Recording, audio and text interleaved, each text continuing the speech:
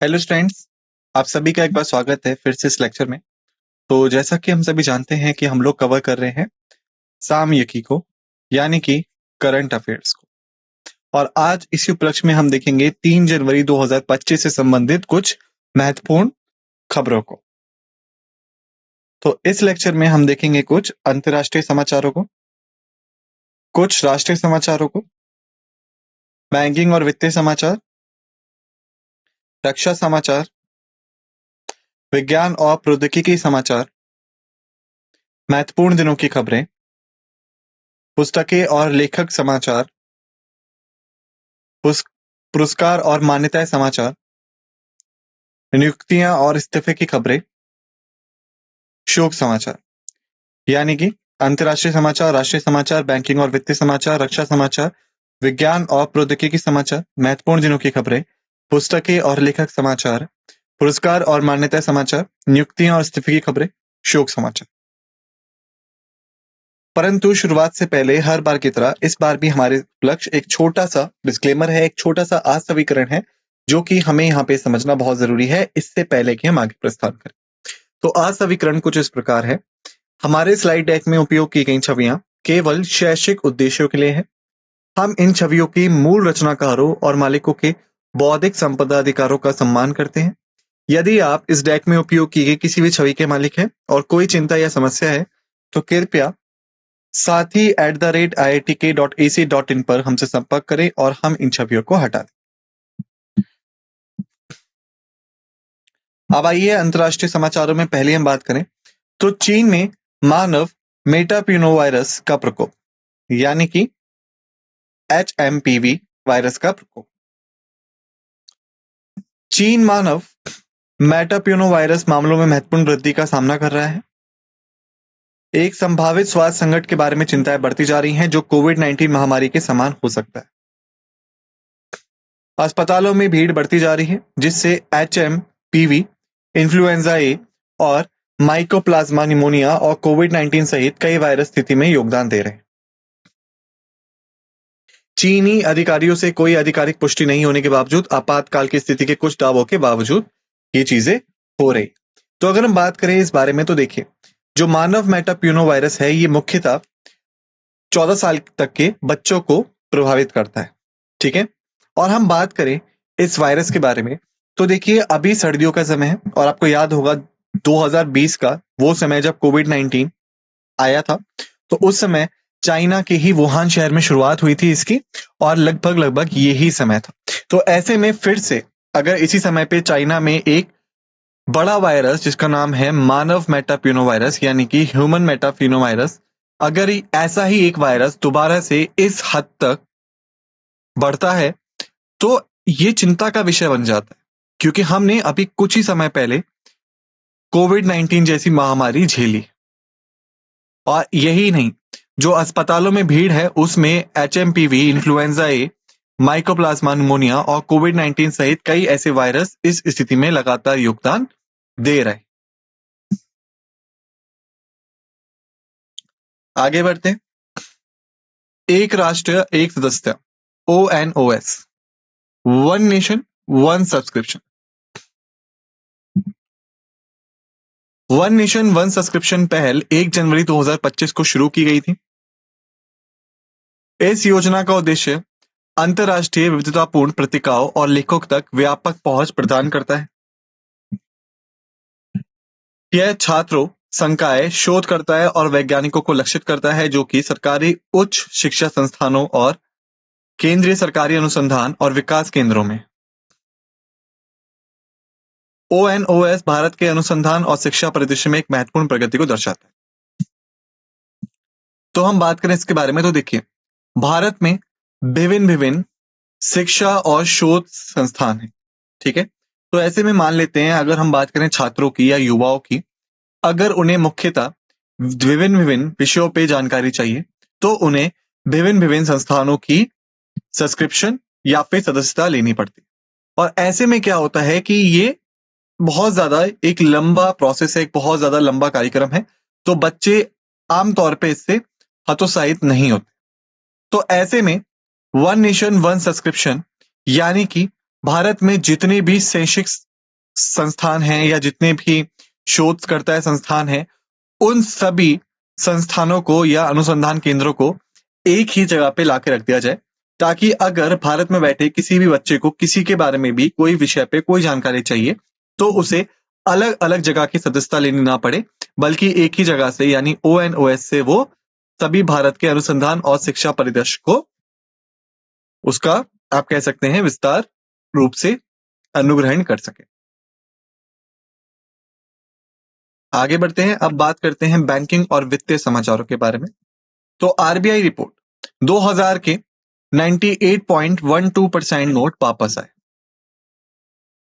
भारतीय reserve bank ने घोषणा की कि 31 दिसंबर 2024 तक 2000 रुपए के मूल वर्ग के लगभग 98.12% बैंक नोट बैंकिंग प्रणाली में वापस आ चुके हैं। 6,691 करोड़ मूल्य के 2000 के नोट अभी भी जनता के पास ही हैं। आरबीआई की रिपोर्ट में इन उच्च मूल्य वर्ग के नोटों की बहुलता की सफल वापसी को उजागर किया गया है। यह कदम प्रचलन में मुद्राओं को प्रभावी ढंग से प्रबंधित करने के लिए चल रहे प्रयासों का हिस्सा। तो यदि हम बात करें इस बात की तो आपको याद होगा साल 2016 में भारत ने डीमोनेटाइजेशन की यानी नोटबंदी की घोषणा की थी। उसके बाद भारत ने नए 500 और 1000 के नोट को पूर्ण तरह बंद करके नया 2000 का नोट बाजार में उतारा था। अब कुछ समय बाद आरबीआई ने ये 2000 का नोट वापस लेने की घोषणा कर दी। तो ऐसे में आरबीआई की रिपोर्ट के अनुसार 31 दिसंबर 2024 तक जिन नोटों को जनता से वापस लिया गया था 2000 के, लगभग 98.12% नोट वापस जा चुके हैं। लेकिन अभी भी 6,691 करोड़ की वर्थ के यानी 6,691 करोड़ रुपए के मूल्य के 2000 के नोट अभी भी जनता के पास है, जो कि इसका लगभग 2% है। यह कदम जो प्रचलन में मुद्रा है यानी 2000 का जो नोट है वो प्रचलन से हट चुका है, तो ऐसे में इस मुद्रा को व्यापक रूप से वापस आरबीआई के पास पहुंचाने में जो आरबीआई की उपलब्धि रही है उसका उजागर करती है। आगे बढ़ते हैं, एसबीआई ने टैप आधारित डिजिटल ऑनबोर्डिंग के साथ एनआरआई खाता खोलने को बढ़ाया। भारतीय स्टेट बैंक ने अनिवासी भारतीयों के लिए टैप आधारित end to end digital onboarding प्रक्रिया शुरू की है। इस नई प्रक्रिया का उद्देश्य अनिवासी बाहरी और अनिवासी साधारण खातों को खोलने का सरल बनाना है। 2 जनवरी 2025 को भारत शुरू की गई इस पहल से भौतिक कागजी कार्रवाई समाप्त हो जाती है और डिजिटल दस्तावेज सत्यापन के माध्यम से खाता सेटअप में तेजी आती है। इस कदम से एनआरआई के लिए बैंकिंग अनुभव को बेहतर बनाने की उम्मीद है। तो यदि हम बात करें इसके बारे में, सबसे पहले आप ये समझिए कि एनआरआई क्या होता है। तो एनआरआई यानी कि नॉन रेसिडेंट इंडियन वो व्यक्ति है जो कि लगातार 182 दिनों से भारत के बाहर है, ठीक है। वो अब भारत में नहीं रहता तो हम उसको एनआरआई कह देते हैं, ठीक है। अब क्या हुआ कि जो एनआरआई हैं जो विदेशों में जाके कार्य करते हैं वो अक्सर अपने घरों पे कुछ ना कुछ पैसा भेजते रहते हैं जो कि विदेशी मुद्रा में होता है, और भारत में उस विदेशी मुद्रा को आरबीआई अपने पास रखता है और बदले में जो भारतीय मुद्रा है वो उन लोगों के परिवारों को दे दी जाती है। तो देखा जाए तो विदेशी मुद्रा का जो भंडारण है भारत के पास, उसमें एक महत्वपूर्ण योगदान इस जगह से भी होता है जब एनआरआई बाहर जाके कार्य करके पैसा कमाते हैं और अपने घर में प्रियजनों को भेजते हैं। तो आरबीआई ने क्या करा, इंडियन बैंक्स को प्रमोट करना शुरू कर दिया कि क्यों ना हम एनआरआई को बैंकिंग सुविधाएं देना शुरू कर दें। और ऐसे में जो भारत का सबसे बड़ा सार्वजनिक क्षेत्र का बैंक है एसबीआई यानी कि स्टेट बैंक ऑफ इंडिया, इन्होंने अब अनिवासी भारतीयों के लिए जो ऑनबोर्डिंग यानी कि बैंक में खाता खुलवाने की प्रक्रिया थी उसको टैप आधारित एंड टू एंड डिजिटल कर दिया। यानी कि अब विदेश में बैठे किसी भी एनआरआई को स्टेट बैंक ऑफ इंडिया की फिजिकल ब्रांच को यानी कि भौतिक ब्रांच को विजिट करने की या वहां पे जाने की कोई आवश्यकता नहीं है, बल्कि वो ऑनलाइन या फिर इंटरनेट के माध्यम से अब पूर्ण तरीके से डिजिटल होकर अपना खाता खोल सकता है। यह उद्देश्य अनिवासी बाहरी यानी कि नॉन रेसिडेंट एक्सटर्नल और अनिवासी साधारण यानी कि नॉन रेसिडेंट ऑर्डिनरी दोनों तरह के जो अनिवासी खाते हैं या नॉन रेसिडेंट खाते हैं उनको कवर अप करते हैं, ताकि जो एनआरआई के बैंकिंग अनुभव है वो बेहतर बन सके और जो भारत में उनके पैसा भेजने की प्रक्रिया है वो भी सुगम रह सके। अब बात करते हैं रक्षा समाचारों के बारे में। सरकार सेवानिवृत्त अर्धसैनिक कर्मियों के लिए मानद वरिष्ठ रैंक पर विचार कर रही। भारतीय सरकार सेवानिवृत्त केंद्रीय सशस्त्र पुलिस बल कर्मियों के लिए मानद वरिष्ठ रैंक पेश करने पर विचार कर रही है। इस पहल का उद्देश्य उन सेवानिवृत्त हो रहे कर्मियों का मनोबल बढ़ाना है जिन्हें संगठनात्मक बाधाओं के कारण पदोन्नति नहीं मिली। इस कदम का उद्देश्य उन कर्मियों की सेवा और समर्पण को मान्यता देना है। इस प्रस्ताव के विवरण को अंतरिम रूप देने के लिए चर्चाएं जारी। तो यदि हम बात करें अर्धसैनिक बलों की, तो देखिए अर्धसैनिक बल जो है वो मुख्यतः भारत की आंतरिक सुरक्षा को देखते हैं। तो ऐसे में क्या होता है कि संगठनात्मक बाधाओं की वजह से कई ऐसे अर्धसैनिक बलों के कर्मी हैं जो कि पदोन्नत नहीं हो पाते।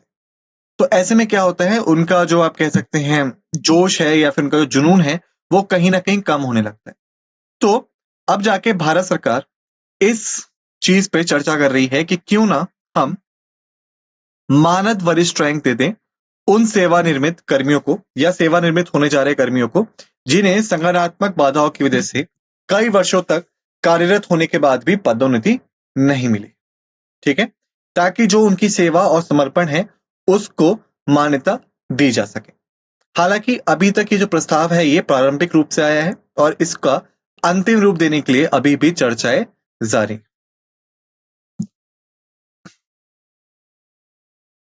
आगे बढ़ते हैं। डीआरडीओ का 67वां स्थापना दिवस। रक्षा अनुसंधान और विकास संगठन ने 1 जनवरी 2025 को अपना 67वां स्थापना दिवस मनाया। 1958 में स्थापित डीआरडीओ ने 10 प्रयोगशालाओं से बढ़कर पूरे भारत में लगभग 52 प्रयोगशालाएं और 5 डीआरडीओ युवा वैज्ञानिक प्रयोगशालाओं तक विस्तार किया है।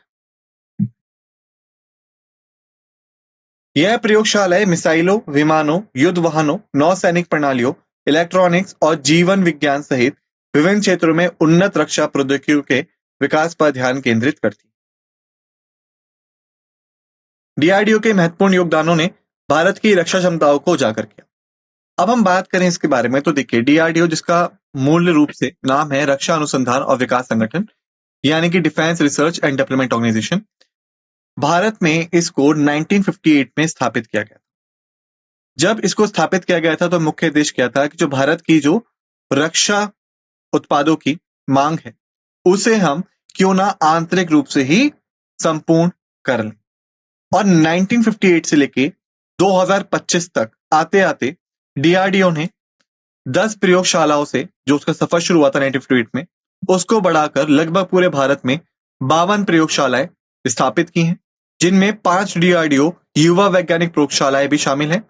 और इसी के साथ साथ डीआरडीओ ने वक्त के साथ साथ इन प्रयोगशालाओं में मिसाइलों, विमानों, युद्ध वाहनों, नौसैनिक प्रणालियों, इलेक्ट्रॉनिक्स और जीवन विज्ञान सहित विभिन्न क्षेत्रों में उन्नत रक्षा प्रौद्योगिकियों से विकास पर भी ध्यान केंद्रित किया है और कईयों को बनाया भी।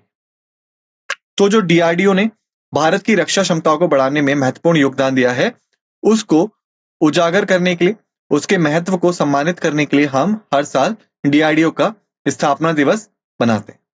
ठीक है, आगे बढ़ते हैं। ब्लिंकिट ने गुड़गांव में 10 मिनट एम्बुलेंस सेवा शुरू की। ब्लिंकिट के सीईओ अलबिंदर ढींडसा ने गुड़गांव में एक त्वरित एम्बुलेंस सेवा की शुरुआत की घोषणा की है। निवासी ब्लिंकिट ऐप के माध्यम से एम्बुलेंस बुक कर सकते हैं जिसमें 10 मिनट के भीतर पहुंचने का वादा किया गया।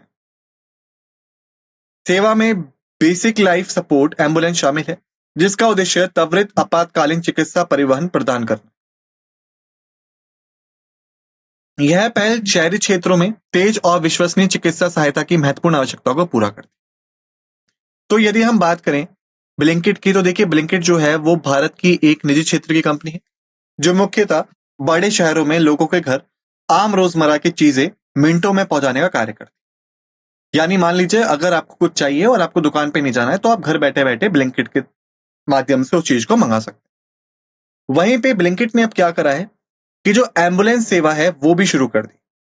भारत में एम्बुलेंस जो है वो एक मुख्य तौर पे एक लंबा इतिहास रहा है इस चीज का कि भारत में एम्बुलेंस की कमी की वजह से कई जाने जा चुकी। तो इसी वजह से सरकार जो है वो कई बार इन मुख्य चिकित्सा सहायता को बढ़ाने का प्रयास करती रहती। इसी बीच ब्लिंकिट जो कि एक निजी क्षेत्रीय कंपनी है उसने इस संस्था को और मजबूती देने के लिए 10 मिनट एम्बुलेंस सेवा की शुरुआत की है, जो कि अभी मुख्य तौर पे गुड़गांव शहर में ही स्थापित हुई। यानी इस ऐप के थ्रू आप अब 10 मिनट के अंदर किसी भी आपातकालीन स्थिति में एक एम्बुलेंस बुला सकते हैं और जो भी एम्बुलेंस होगी वो बेसिक लाइफ सपोर्ट से आप कह सकते हैं सुसंगत होगी, ताकि अगर कभी भी आपातकालीन स्थिति आ जाती है तो जो प्रारंभिक चिकित्सा है वो प्रदान किया जा सके और मरीज को जिंदा रखा जा सके जब तक कि वो हॉस्पिटल ना पहुंचे। आगे बढ़ते हैं। भारत की चौथी द्विवार्षिक रिपोर्ट UNFCCC को प्रस्तुत की गई। तो भारत ने 30 दिसंबर 2024 को संयुक्त राष्ट्र जलवायु परिवर्तन फ्रेमवर्क कन्वेंशन को अपनी चौथी द्विवार्षिक अद्यतन रिपोर्ट BUR4 प्रस्तुत की। रिपोर्ट वर्ष 2020 के लिए भारत की राष्ट्रीय ग्रीन हाउस गैस सूची पर एक व्यापक अपडेट प्रदान करती। इसमें राष्ट्रीय परिस्थितियों, समन कार्यों और संबंधित वित्त, प्रौद्योगिकी और क्षमता निर्माण की आवश्यकताओं पर महत्वपूर्ण जानकारी शामिल है। BUR4 संयुक्त राष्ट्र जलवायु परिवर्तन फ्रेमवर्क कन्वेंशन के लिए तीसरी राष्ट्रीय संचार पर आधारित। परियोजना विस्तार, भारतीय कृषि में एक डिजिटल क्रांति। भारतीय प्रौद्योगिकी संस्थान मद्रास IIT मद्रास ने कृषि और किसान कल्याण मंत्रालय के साथ मिलकर परियोजना विस्तार शुरू की है। विस्तार का अर्थ है virtually integrated system to access agriculture resources. इस पहल का उद्देश्य डिजिटलीकरण के माध्यम से भारत की कृषि विस्तार प्रणाली की दक्षता और प्रभावशीलता को बढ़ाना है। यह किसानों को नवाचार तकनीकों और परामर्श सेवाओं तक बेहतर पहुंच प्रदान करता है। तो देखिए हम बात करें इसके बारे में, तो भारतीय प्रौद्योगिकी संस्थान मद्रास और कृषि और किसान कल्याण मंत्रालय ने मिलकर इस परियोजना की शुरुआत की है। विस्तार का अर्थ है virtually integrated system to access agriculture resource. जो फुल फॉर्म है वो महत्वपूर्ण है, इसको याद रखिएगा।